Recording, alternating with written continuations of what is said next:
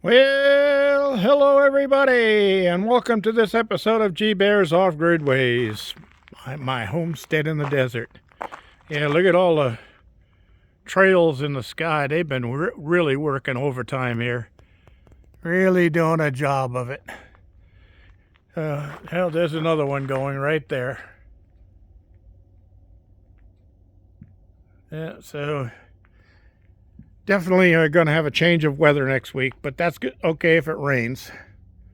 I just don't want to breathe the chemicals that's coming out of those things. I don't like those. Anyway, today I did bring the sand battery out, and it had stayed quite a bit warmer than the low temperature last night. Low temperature last night was 39, but when I looked at the sand temperature this morning in the sand battery, it was at 50. So that's not too bad. That's what... Somebody do the math for me. I'm not thinking right now. So I did break down the solar and put the panels away. I'll move the battery tomorrow. I'm too tired to lift that thing tonight. So that'll sit there for the evening. It's not going to rain tonight. So today I worked inside of this shop. And you can see my chair over there where I took my breaks. I cleaned out the potbelly stove back there to have it ready to burn in case I need to work out here when the cold and the rain come. And I made some room around there, and I got some wood stocked in there close to it. I also moved a few things off the bench here and a few things off this bench. I need to cut this piece of metal off the end here, put that in my fabrication box so I have it for next time, whatever I need. Put this metal plate away, and this unit here, I was thinking about possibly making a top for the oil burner up on the top of the stack, but then I said, you know what, that's totally ridiculous.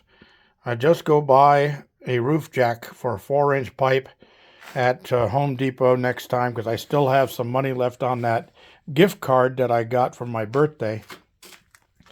And I think a roof jack would be a lot faster, a lot easier, and less chance of a leak. So anyway, that's where I took my breaks today whenever I could. But somehow the dogs figured out that every time I sit down, they run in and expect to try to get their heads scratched. And I still can't figure out how to scratch 5 heads with 2 hands. So they had to wait. So the other thing I did was I had all of these drill bits just laying in a plastic tray. And every time I wanted a drill bit of a certain size, I had to dig through that plastic tray. And some little pieces of metal shavings and stuff had gotten down inside of the tray, and I was poking my fingers, and I said, you know what? I don't need any more injuries. So I got a piece of 2x2 scrap wood I had laying around, and I measured and drilled holes to put all the drill bits that I had in that tray in there. And then I have these extensions here, for the bit extensions. So I got the 2 that fit in the holes there, and then the big long one laying across the bridge there on top of 2 screws. And that thing on the end is a countersink. So that's for metal, a countersink for metal. So that's all done. And then I got my keys over here and a pencil there where I'll always have it. The only thing I didn't do is make a hole big enough to hold a felt tip pen, which I like to always have handy. So I will get my hand drill and enlarge that hole, that one or this one, a little bit. I think I'll leave those 2 in case I find a couple more bits that might want to end up in there. I know I got some small ones in here that I need to get out of here, like these. And I can put 2 or 3 of those in one of those holes. Those holes don't go all the way through like those do. But those are so top heavy, I had to go all the way through so they wouldn't fall over on me.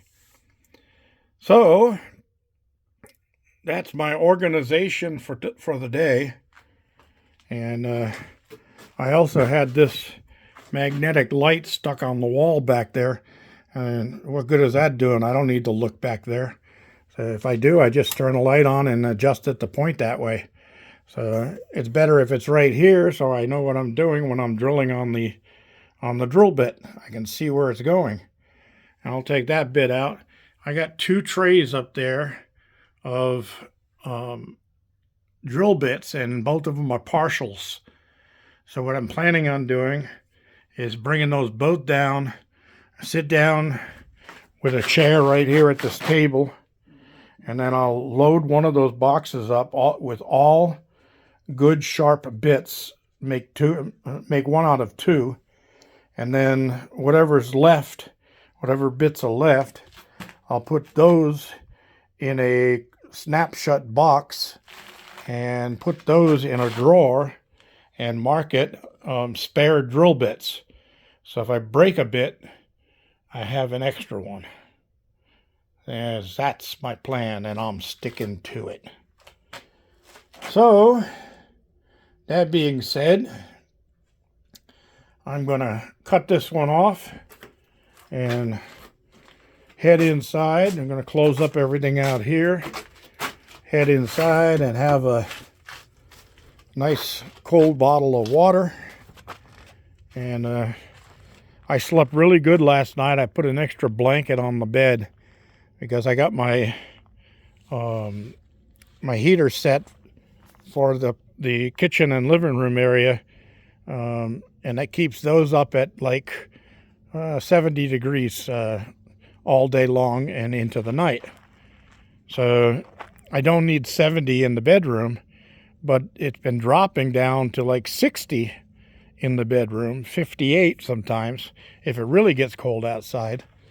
And the heater doesn't pick that up until early morning, so I had to figure out, so that I put an extra blanket on the bed. And boy, did I sleep good last night. I woke up this morning with no pain whatsoever.